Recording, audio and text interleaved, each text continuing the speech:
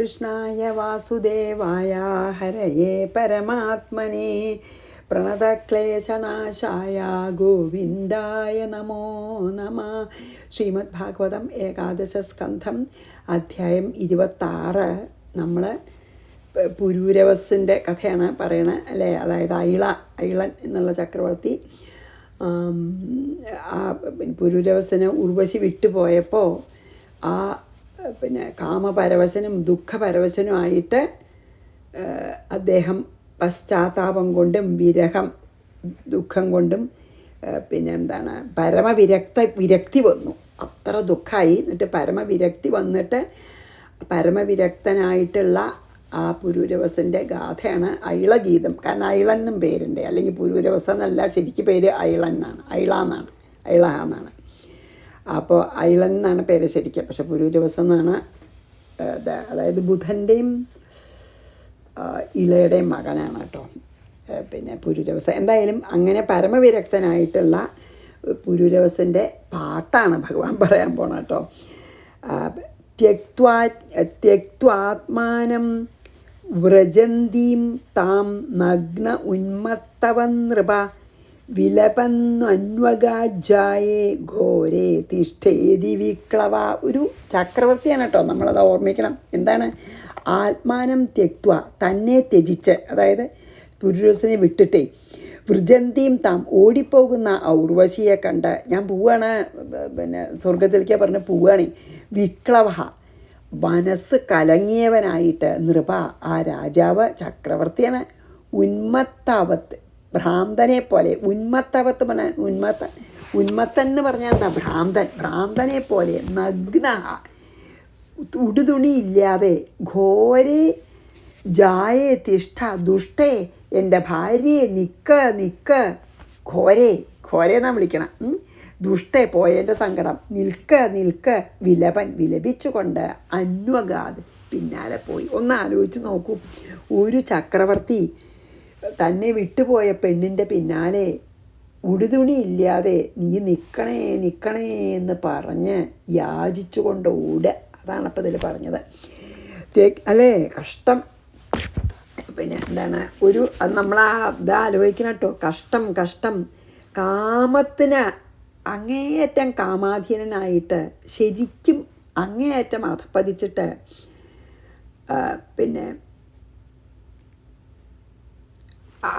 അത്ര അധപ്പതിച്ചിട്ടാണ് ഇങ്ങനെ ഉടുതുണിയില്ല നഗ്നനായിട്ട്, ദുഷ്ടേ, എൻ്റെ ഭാര്യയെ നീ എന്ന് പറഞ്ഞ് വിലപിച്ചുകൊണ്ട് ഓടി. ത്യക്ത്വാത്മാനം വ്രജന്തീം താം നഗ്ന ഉന്മത്തവൻ നൃപഃ വിലപന്നന്വഗാജായേ. ജായ പറഞ്ഞ ഭാര്യയാണ്. ഘോരേ, ജായേ, എൻ്റെ ഭാര്യയെ ഘോരസ്ത്രീ വിളിക്കുകയാണ്. തിഷ്ഠേതി വിക്ലവഃ, നിക്ക് എന്ന് പറഞ്ഞു ഓടുക പിന്നാലെ. ഇനി കാമാൻ അതൃപ്തോനുജുഷൻ ക്ഷുല്ലകാൻ വർഷയാമിനിഃ ന വേദയാന്തീർനായാന്തീരുർവശ്യാകൃഷ്ടചേതന. എന്തുകൊണ്ടാണ് അങ്ങനെ നഗ്നനായി പിന്നാലെ ഓടിയത്? ഉർവശിയാൽ ആകൃഷ്ടചേതന, ആകൃഷ്ടമായ മനസ്സോടുകൂടി. ക്ഷുല്ലകാൻ, കാമാൻ, തുച്ഛമായിട്ടുള്ള ഈ ഈ രതി ഭോഗം, തുച്ഛമായിട്ടുള്ള ഈ സ്ത്രീഭോഗം അനുജുഷൻ, അനുഭവിച്ചും കൊണ്ട് അതൃപ്ത, മതിയായില്ല. ഉർവശിയായിട്ടുള്ള രതിസുഖം അനുഭവിച്ച് മതിയാവാതെ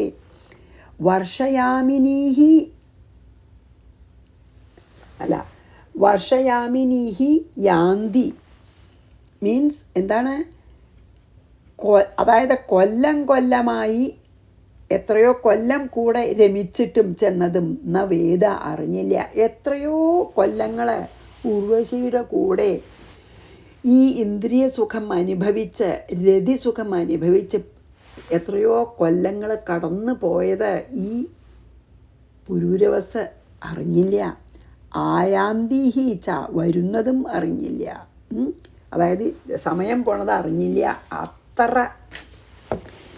അത്ര കാമപരവശനായിരുന്നു. അതായത് ഈ സ്ത്രീ സംഘം അല്ലെങ്കിൽ രതിസുഖം, അല്ലെങ്കിൽ ഈ ക്ഷുദ്രമായിട്ടുള്ള ഈ രതിസുഖം അനുഭവിച്ച് തൃപ്തിയായി ആവാന്നിട്ട് ഉർവശി എന്നുള്ളൊരൊറ്റ വിചാരമുള്ളൂ. ഉർവശി എന്ന് മാത്രം എപ്പോഴും ജപിച്ചുകൊണ്ടിരിക്കുകയാണ് ഈ പിന്നെ രാജാവ്. അപ്പോൾ ഉർവശിയാൽ ആകൃഷ്ടമാണ് മനസ്സ്.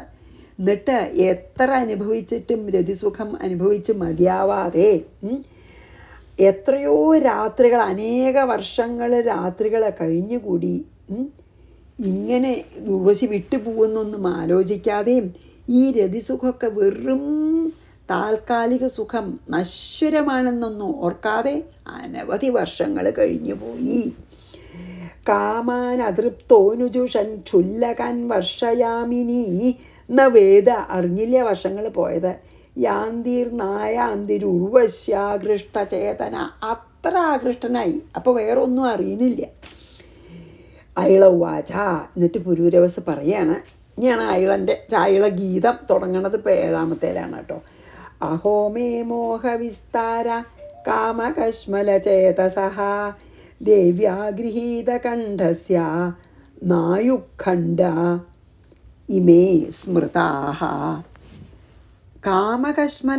കാമകശ്മലചേതസഃ, കാമത്താൽ, കശ്മലം എന്താ, അശുദ്ധമായ, കാമം കൊണ്ട് അശുദ്ധമായ മനസ്സോടെ, മേ എൻ്റെ, മനസ്സുള്ള എൻ്റെ, മോഹവിസ്താര, അഹോ ഈ മോഹത്തിൻ്റെ ഒരു പ്രവാഹം.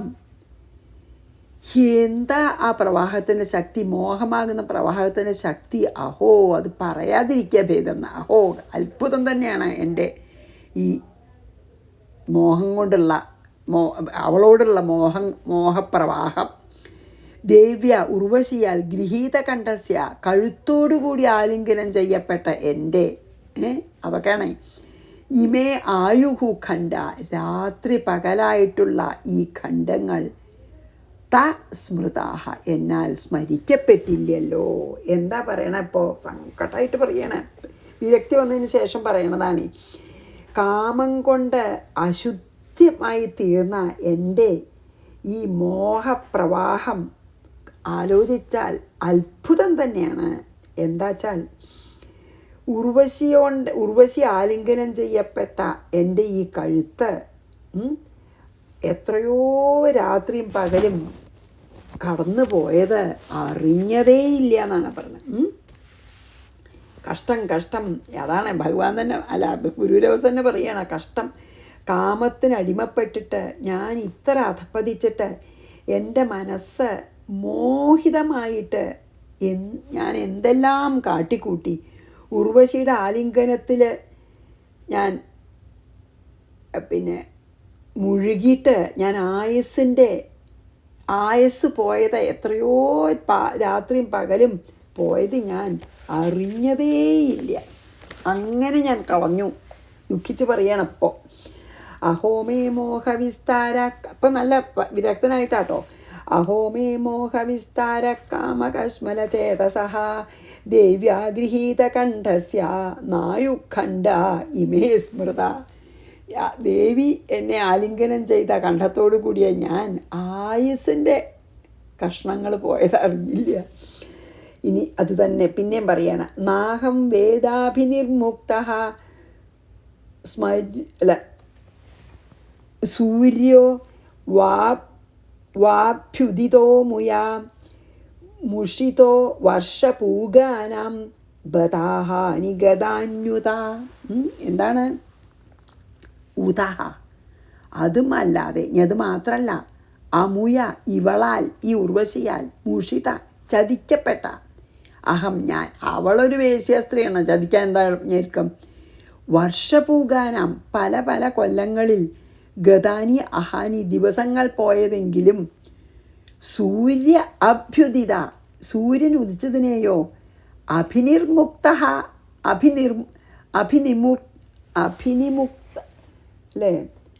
അഭിനിർമുക്ത എന്ന് പറഞ്ഞാൽ അസ്തമിച്ചതിനെയെങ്കിലും എന്ന വേദ അറിഞ്ഞില്ലല്ലോ. ബത കഷ്ടം എന്ന് പറയുകയാണ്. ഞാൻ ഇതിൽ മുഴുകിയിട്ടേ ഈ ഉർവശിയാൽ വഞ്ചിക്കപ്പെട്ട ഞാൻ ആ ഉർവശിയുടെ കൂടെ ചിലവഴിച്ച ദിവസങ്ങളിൽ സൂര്യൻ അസ്തമിക്കുന്നതോ ഉദിക്കുന്നതോ അറിഞ്ഞില്ല ഞാൻ. കഷ്ടം. അങ്ങനെ എത്രയോ വർഷങ്ങൾ അങ്ങോട്ട് കടന്നുപോയി. ഈ ഉർവശി, അതായത് ഉർവശിയാൽ ചതിക്കപ്പെട്ട ഞാൻ, അതായത് പ്രത്യേകം പറയണ്ടല്ലോ, ചതിച്ചു അവൾ. അങ്ങനെ എത്രയോ ആൾക്കാർ ചതിച്ചു. ഈ സ്വർഗ സുന്ദരിയാൽ വഞ്ചിതനായിത്തീർന്ന ഞാൻ അവളുടെ കൂടെ കഴിയുന്ന സമയത്ത് സൂര്യൻ അവളോടുള്ള എന്തൊന്നില്ലാത്ത അനുരാഗം കൊണ്ട് ഞാൻ സൂര്യൻ അസ്തമിക്കുന്നതോ ഉദിക്കുന്നതോ ഒന്നും അറിയാതെ എത്രയോ വർഷങ്ങൾ കടന്നു പോയി എന്നാണ് ദുഃഖം. നാഹം വേദാഭിനിർമുക്ത സൂര്യോ വാഭ്യുദിതോ മുയാ. അതെ, അവളാൽ, അമുയ ചാൽ അവളാൽ, മുഷിതോ ചതിച്ചു. വർഷപൂഗാനാം ബദാഹ നിഗതാന്യുത. ദിവസങ്ങൾ കഴിഞ്ഞു പോയതൊന്നും ഞാൻ അറിഞ്ഞില്ല. സൂര്യൻ ഉദിച്ചത് അസ്തമിച്ചതും അറിഞ്ഞില്ല. ഇവളിൽ ആകൃഷ്ടയായിട്ട് ഞാൻ ഒന്നും അറിഞ്ഞില്ല. അഹോമേ ആത്മസമ്മോഹോ യേനാത്മായോഷിതാം കൃതഃ ക്രീഡാമൃഗശ്ചക്രവർത്തി നരദേവശിഖാമണി. അവനൊന്നും തന്നെ പറയാണ്, ഏന ഏതു ഇങ്ങനത്തെ ഈ മോഹിതനായിട്ട് മോഹം കൊണ്ട് നരദേവശിഖാമണി, ഞാൻ ചക്രവർത്തിയാണ്, സമ്രാട്ടാണ്. നരദേവശിഖാമണി പറഞ്ഞാൽ എന്താ? രാജാക്കന്മാരുടെയും കൂടി രാജാവായിട്ടുള്ള ചക്രവർത്തി നരദേവശിഖാമണി ചക്രവർത്തി. രാജാക്കന്മാരിൽ ഉത്തമനും ചക്രവർത്തിയുമായ ഞാൻ യോഷിതം സ്ത്രീകൾക്ക് ക്രീഡാമൃഗകൃത, ഞാൻ അവളുടെ കയ്യിലൊരു കളിപ്പാവയായിത്തീർന്നു ചക്രവർത്തി. മേ ആത്മസമ്മോഹ, എൻ്റെ മനസ്സിൽ ഉണ്ടായിട്ടുള്ള ആ മോഹം, അഹോ അത്ഭുതം തന്നെ. അതായത് നമ്മളെ എത്ര വേണമെങ്കിൽ അധപ്പതിപ്പിക്കാൻ സാധിക്കും വിഷയസുഖങ്ങളിലുള്ള അത്യാഗ്രഹം. അത് പറയാണ്. അതായത് പ്രത്യേകിച്ച് കാമൊക്കെ. അതാണ് ഇതിൽ പറയാണ്. അതുകൊണ്ട് നിങ്ങളാരും എന്നെപ്പോലുള്ളൊരു ഇതിൽ പെടരുതെന്ന് പറയാണ് പുരൂരവസൈ. എൻ്റെ ഈ മായാമോഹിതനായിട്ടുള്ള എൻ്റെ ആ മായയുടെ ശക്തി, ആ കാമമോഹിതനായിട്ടുള്ള എന്നെ ആ കാമത്തിന് പിടിച്ചു വലിക്കാനുള്ള ശക്തി എത്ര വലുതാ. എൻ്റെ ഈ ദേഹത്തിന് ചക്രവർത്തിയാണ് ഞാൻ, സമ്രാട്ടാണ്. അങ്ങനെയുള്ള ചക്രവർത്തിയായിട്ടുള്ള ഞാൻ, രാജാക്കന്മാരിൽ ഏറ്റവും പ്രമുഖനും ചക്രവർത്തിയായ ഞാൻ അവളുടെ, ആ സ്ത്രീയുടെ ഒരു കളിപ്പാവയായിട്ട് എത്രയോ കാലം കഴിഞ്ഞുകൂടി.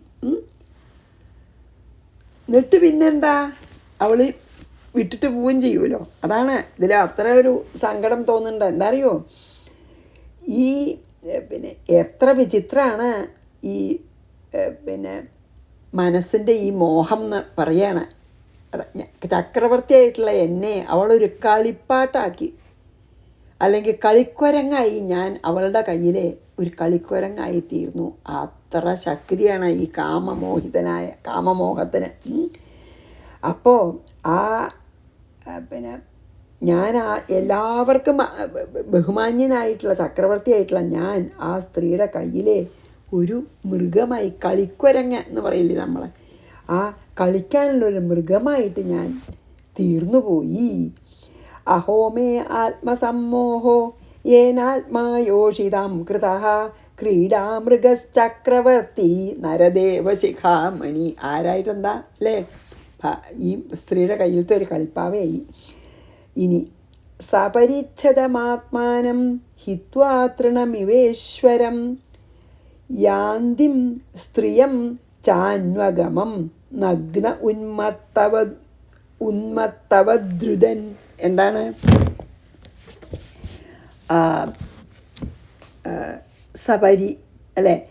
സപരിച്ഛദം, രാജ്യം, സ്വന്തമായിട്ടൊരു രാജ്യം ഉള്ളവനും ഈശ്വരം, ആ രാജ്യത്തിൻ്റെ ചക്രവർത്തിയുമായ, രാജ്യത്തിൻ്റെ ഈശ്വരൻ പറഞ്ഞാൽ രാജാവും ചക്രവർത്തിയുമായ ആത്മാനം എന്നെ തൃണം ഇവ ഹിത്വ, പുല്ല് പോലെ ഹിത്വ ത്യജിച്ചിട്ട്, എന്നെ പുല്ല് പോലെ ത്യജിച്ച്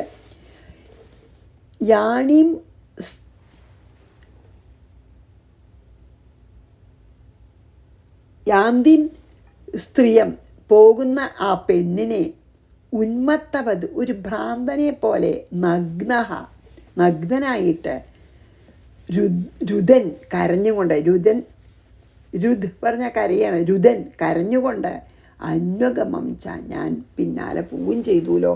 ഞാൻ അതും ചെയ്തു. എന്താ പറഞ്ഞേ? ഞാൻ ഈ കാമാവേശം കൊണ്ട് കാമപരവശനായിട്ട് പിന്നെ നരദേവ ശിഖാമണിയായിട്ടുള്ള ഞാൻ അവളുടെ കളിപ്പാട്ടായി എന്ന് പറഞ്ഞുല്ലോ. ഐശ്വര്യം സമ്പന്നനും ചക്രവർത്തിയുമായ എന്നെ എന്നിട്ട് അവളെ പുല്ലുപോലെ വലിച്ചെറിഞ്ഞിട്ട് അവൾ ഓടി. അപ്പോൾ ഞാൻ ആ സ്ത്രീയുടെ പിന്നാലെ നഗ്നനായിട്ട് ഒരു ഭ്രാന്തനെ പോലെ ഞാനും പിന്നാലെ ഓടി. അത് ആണ് പുരുഷ പറയണത്. എന്താ ഒരു മനുഷ്യൻ്റെ അവസ്ഥ എന്ന് പറയാണ്. സപരിച്ഛതമാത്മാനം ഹിത്വാ തൃണമിവേശ്വരം. എന്നെ ഒരു തൃണം പോലെ ഒരു വിഷമം ഉണ്ടായില്ല. ഇത്ര കാലം കൂടെ ജീവിച്ച് രതിസുഖം ആസ്വദിച്ച് വളരെ സ്നേഹം നടിച്ച് ഒരു സെക്കൻഡ് മതി ഒരു പുല്ല് പോലെ രാജാവിനെ ഇട്ടിട്ട് പോകാനുണ്ടായുള്ളൂ. അതാണ് തൃണമിവേശ്വരം. ഈശ്വരനാണ് വെച്ചാൽ ചക്രവർത്തിയാണ് കേട്ടോ. യാന്തിം സ്ത്രീയം, ഈ സ്ത്രീ ചാന്വഗമം നഗ്ന ഉന്മത്തവദ്രുതൻ. ഓടിപ്പോയപ്പോൾ എനിക്ക് സഹിച്ചില്ല. അപ്പം ഞാൻ നഗ്നനായിട്ട് പിന്നാലെ നിൽക്കണേ പറഞ്ഞു ഓടി. നമ്മൾ ആദ്യം പറഞ്ഞുവല്ലോ. ഇനി 11. കുതസ്തസ്യാനുഭാവ സ്യാതേജ ഈശത്വമേവ വാ യോന്വഗച്ഛം സ്ത്രീയം യാന്തിം ഖരവത് പാദതാഡിത. ഇതൊക്കെ ഉദ്ധവന് പറഞ്ഞു കൊടുക്കണത് നമുക്കും കൂടിയും പറഞ്ഞു തരാണ് ഭഗവാൻ അല്ലേ. എന്താണ് പാദതാഡിത? മീൻസ് പെൺകഴുതയാൽ ഈ കഴുത പിൻകാലം കൊണ്ടാണല്ലോ അടിക്കുക അല്ലേ. എന്തെങ്കിലും അതിനെ ഉപദ്രവിക്കാനോ അങ്ങനെ പിൻകാലം കൊണ്ടല്ലേ അടിക്കുക. അപ്പോൾ പെൺകഴുതയാൽ പിൻകാലുകൾ കൊണ്ട് അടിക്കപ്പെട്ട പോലെ ഈ രാജാവ്. ഖരവത് ആൺകഴുത പോലെ. അതായത് ഈ പെൺകഴുതയുടെ പിന്നാലെ ഈ സംയോഗത്തിനൊക്കെ ആവും എന്തായാലും മെയ്റ്റിങ് സീസണിലൊക്കെ. പിന്നെ മെയ്റ്റിംഗ് സീസണിലൊക്കെ പെൺകഴുതയുടെ പിന്നാലെ ആൺകഴുത പോയാൽ പെൺകഴുതയ്ക്ക് ഇഷ്ടമല്ലെങ്കിൽ പിൻകാലം കൊണ്ട് ചവിട്ടും. അതുപോലെ ഒരു പെൺകഴുത ആൺകഴുതയെ ചവിട്ടണ പോലെ യാന്തിം ഓടിപ്പോകുന്ന സ്ത്രീയും ഒരു സ്ത്രീയെ യഹ അന്വഗച്ഛം ഏതൊരു ഞാൻ പിന്തുടർന്നുവോ തസ്യ ആ എനിക്ക് എന്താ അനുഭവ മഹത്വവും അനുഭാവ അല്ലേ. അതെ അനുഭാവ. അതായത് മഹത്വവും തേജ ഏവ ബലവും തേജസ്സും ഈശത്വം വ ഐശ്വര്യവും കുതസ്യാത് എവിടെ നിന്ന് ലഭിക്കും. അതായത് എന്നെപ്പോലെ ഒരു എന്താ പറയുക പാപി അല്ലെങ്കിൽ ഇത്ര ഒരു നിർഭാഗ്യവാൻ വേറെ ഇല്ല എന്ന് പറയണേ. എന്താ വെച്ചാൽ ആൺകഴുതയെ പെൺകഴുത പിൻകാലുകൊണ്ട് ചവിട്ടുന്ന പോലെ ചവിട്ടപ്പെട്ടിട്ടും ഓടിപ്പോകുന്ന ആ സ്ത്രീയെ ഒരാൺകഴുതെ പോലെ ഒരു നാണമില്ലാതെ ഞാൻ പിന്നാലെ പോയി. അങ്ങനെയുള്ള എൻ്റെ കീർത്തിയും ഐശ്വര്യവും തേജസ്സും പ്രഭാവവും ഒക്കെ എന്താണുള്ളത് എല്ലാം പോയി ഇല്ലേ. എല്ലാം പോയില്ലേ. അതാണ് പറയണത്. അത്രയ്ക്ക് ഇപ്പോൾ നല്ല പശ്ചാത്താപ. എൻ്റെ പ്രഭുത്വവും തേജസ്സും എൻ്റെ ഭരിക്കാനുള്ള കഴിവും ഒക്കെ എവിടെ പോയി. എത്ര ആൾക്കാരൊക്കെ ഭരിച്ച് നടന്നിരുന്ന ആളാണ്. ഈ സ്ത്രീയുടെ മുമ്പിലൊക്കെ നശിച്ചു. പ്രഭുവാണ് എല്ലാവരുടെയും, നല്ല തേജസ്വിയാണ്, നല്ല രാജാവായിരുന്നു.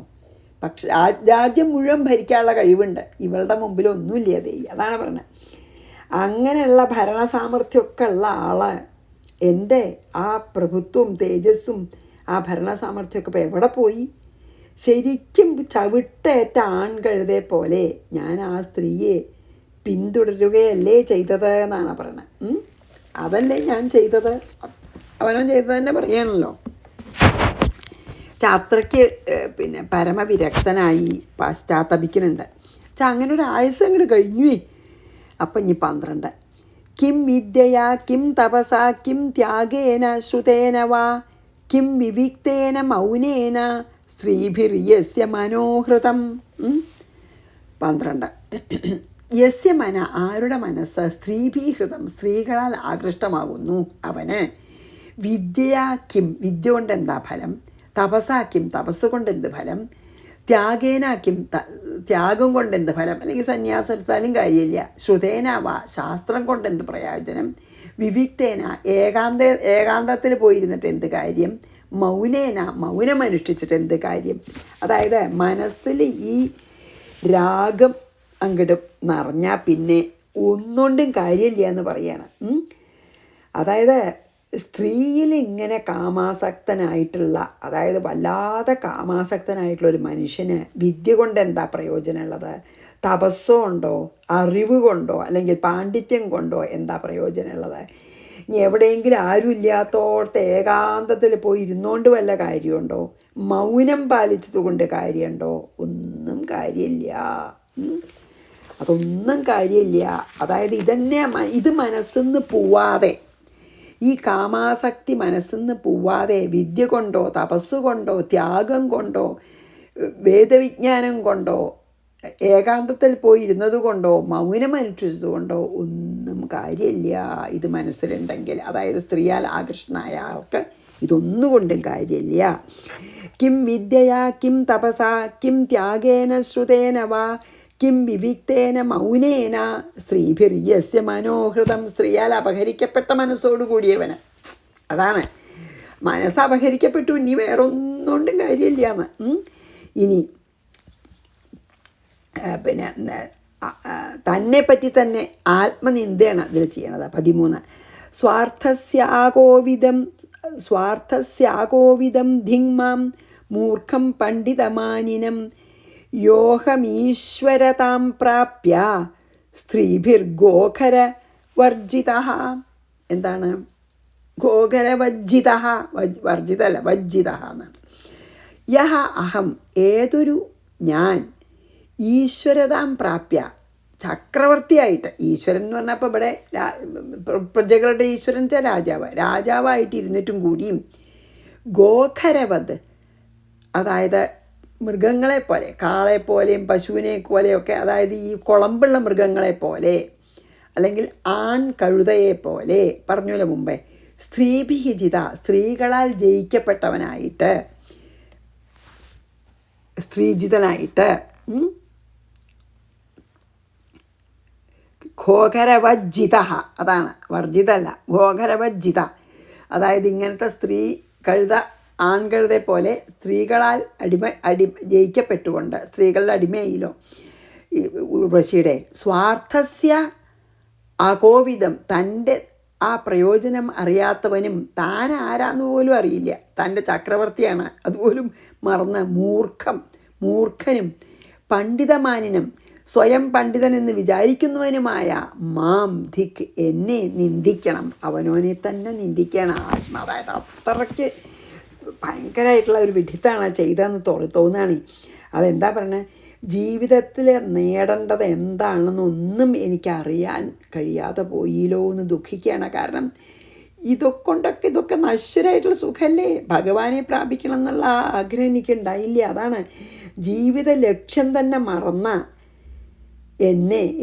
ഞാൻ ഒരു മൂർഖനും പണ്ഡിതനാണെന്ന് അഭിമാനിക്കുന്നവനുമായ ഞാൻ എന്നെ തന്നെ നിന്ദിക്കുകയാണ്. ജീവിത ലക്ഷ്യം മറന്ന് മൂർഖനാണെങ്കിലും അതൊന്നും അറിയാത്തൊരു മൂർഖനാണ്, ജീവിത ലക്ഷ്യം മറന്ന മൂർഖൻ. എന്നിട്ട് എൻ്റെ അഭിമാനം എന്താ, പണ്ഡിതനാണെന്നാണ്. അങ്ങനെയുള്ള എന്നെ ഞാൻ തന്നെ നിന്ദിക്കട്ടെ എന്ന് പറയാണ്. ഒരു പശ്ചാത്താപമാണ്, ഞാൻ തന്നെ നിന്ദിക്കട്ടെ അങ്ങനെയുള്ള എന്നെ. ശരിയാണല്ലോ, അവനൊന്നും തന്നെ വെച്ചാൽ അത്രയ്ക്ക് പശ്ചാത്താപം ഉണ്ടായിട്ടാണ് പിന്നെ വിരക്തി വന്നത്. ഇനി 14 കൂടി ചെയ്യാം കേട്ടോ. സ്വാർത്ഥസ്യാകോവിദം, അകോവിദം എന്നാണ്, അതായത് അതിന് കഴിവില്ലാത്ത, അതായത് എന്താണ് തൻ്റെ ലക്ഷ്യം എന്ന് മറന്നിട്ടേ. ധിങ്മാം മൂർഖം പണ്ഡിതമാനിന, മൂർഖനാണ് പണ്ഡിതനാണെന്ന വിചാരവും. യോഹം ഈശ്വരതാം പ്രാപ്യ സ്ത്രീഭിർഗോഖരവജ്ജിത. ഇങ്ങനെ ഈ കഴുത, അതായത് കുളമ്പുള്ള മൃഗങ്ങളാൽ ജിതനായിട്ടുള്ള ഒരു ആൺകഴുതെ പോലെ, അല്ലെങ്കിൽ ഞാൻ സ്ത്രീകളാൽ ജയിക്കപ്പെട്ടിട്ട് അങ്ങനെ ഞാൻ എൻ്റെ ജീവിതം കളഞ്ഞ് ഞാൻ നിന്ദിക്കപ്പെടേണ്ടവനാണ്. 14 സേവതോ വർഷപൂഗാൻമേ ഉർവശ്യ അധരാമൃതം ന ന തൃപ്യത്യാത്മഭൂ കാമോ വന്യരാഹുതിഭിർ യഥാ. എന്താണ് അതും കൂടിയും ഈ ശ്ലോകം കൂടിയും അങ്ങനെയാണ് പിന്നെ പറയണത് കേട്ടോ. പിന്നെ എന്താ പറയണേ, ഉർവശിയുടെ അധരാസവം, അധരത്തിലത്തെ ആ രസത്തിനെ, അതായത് അധരാസവത്തിനെ എന്ന് പറഞ്ഞാൽ അധരാസവം എന്ന ആ ഒരു ലഹരി തരുന്ന സുഖത്തിനെ വർഷപൂകാൻ അനേകം കൊല്ലങ്ങൾ സേവകഹാമെ ആസ്വദിച്ചു കൊണ്ടിരുന്ന എൻ്റെ ആത്മഭൂഹു കാമഹ, വീണ്ടും വീണ്ടും മനസ്സിൽ ഇങ്ങനെ വർദ്ധിച്ചു വരുന്ന കാമം, ബഹ്നി ആഹൂതിഭീയത, അതായത് അഗ്നി, അതായത് നമ്മൾ നെയ്യൊക്കെ പിന്നെ എന്താണ്, നെയ്യൊക്കെ ഇട്ടാൽ അഗ്നി ആളിക്കത്തില്ലേ, അതുപോലെ തൃപ്തിപ്പെടുത്തിയില്ല. അതായത് പിന്നെയും പിന്നെയും അവളെ പ്രാപിക്കാനുള്ള ആഗ്രഹം കൂടുകയാണ് ചെയ്തത്. അവളുടെ അധരാസവം ഒരു മദ്യം പോലെ ഞാൻ അനുഭവിച്ചു, എന്നിട്ട് എനിക്കത് മതിയാവുകയല്ല ചെയ്യണം, എത്ര ആയാലും പോരാ. അതായത് നെയ്യൊക്കെ ഹോമിക്കുമ്പോൾ തീ ആളിക്കത്തുന്ന പോലെ ഇവളുടെ രതിസുഖം, ഇവളുമായിട്ടുള്ള രതിസുഖം അനുഭവിക്കും തോറും എനിക്കത് ഇനി അനുഭവിക്കണം എന്നുള്ള ആഗ്രഹം കൂടി വന്നു എന്ന്. അതായത് അനേക കാലം ഉർവശിയുടെ, അനേക കൊല്ലങ്ങൾ, അനേക വർഷങ്ങൾ ഉർവശിയുമായിട്ടുള്ള രതിസുഖം അനുഭവിച്ചിട്ടും അവളുടെ അധരത്തിൻ്റെ മധു നുകർന്നിട്ടും എൻ്റെ മനസ്സിന് തൃപ്തി വരുന്നില്ലല്ലോ. ഏതുപോലെ നെയ്യൊഴിച്ചാൽ തീ ആളിക്കത്തുന്ന പോലെ അത് വീണ്ടും വീണ്ടും എൻ്റെ കാമത്തിനെ കത്തിക്കാളിക്കുകയല്ലേ ചെയ്തത് എന്നാണ് അതിൽ പറയണത്. അങ്ങനെയാണല്ലോ ഇന്ദ്രിയസുഖം അനുഭവിക്കും തോറും മതിയാവുക, അങ്ങനെയല്ല, പിന്നെയും അനുഭവിക്കണം എന്ന് തോന്നുക. അതുകൊണ്ടാണ് അതിന്ന് ഇന്ദ്രിയങ്ങളെ ജയിക്കണം എന്ന് പറയണതേ. എല്ലാ ഇന്ദ്രിയ സുഖവും അങ്ങനെയാണ്. നമുക്കിപ്പോൾ ഈവൻ ഇപ്പോൾ കണ്ണുകൊണ്ടിപ്പോൾ ദൃശ്യം, നമ്മൾ ഒരു സിനിമ കണ്ടു അല്ലെങ്കിൽ ഒരു സീരിയൽ കണ്ടാൽ അതെന്താ അറിയണം തോന്നും, പിറ്റേ ദിവസം പിന്നെയും കാണണം. അങ്ങനെയാണല്ലോ നമുക്ക് എല്ലാ കാര്യങ്ങളും. ഭക്ഷണമാണെങ്കിലും എല്ലാ ഇന്ദ്രിയ സുഖങ്ങളും നമുക്ക് അനുഭവിക്കും തോറും തൃപ്തി വരില്ല ചെയ്യുക, പിന്നെയും അനുഭവിക്കണം. അതുകൊണ്ടാണ് ഇന്ദ്രിയങ്ങളെ ജയിക്കാതെ ഒന്നും പറ്റില്ല എന്ന് പറയണതേ. അപ്പോൾ നമുക്ക് 14 വായിച്ചപ്പോൾ നിർത്താം. സേവതോ വർഷപൂഗാൻമേ ഉർവശ്യ അധരാമൃതം ന തൃപ്യത്യാത്മഭൂഹു കാമോ വന്യരാഹൂതിഭിര്യഥ. അല്ലെങ്കിൽ നെയ്യ് ഒഴിച്ച അഗ്നി പോലെ ആളിക്കത്തും എന്ന് പറഞ്ഞ് നമുക്ക് നിർത്താം. ശ്രീകൃഷ്ണാർപ്പണമസ്തു. സർവത്ര ഗോവിന്ദനാമ സങ്കീർത്തനം. ഗോവിന്ദ ഗോവിന്ദ. ഗുരുവായൂരപ്പാ ശരണം. സമസ്താപരാധം ക്ഷമസ്വമേ.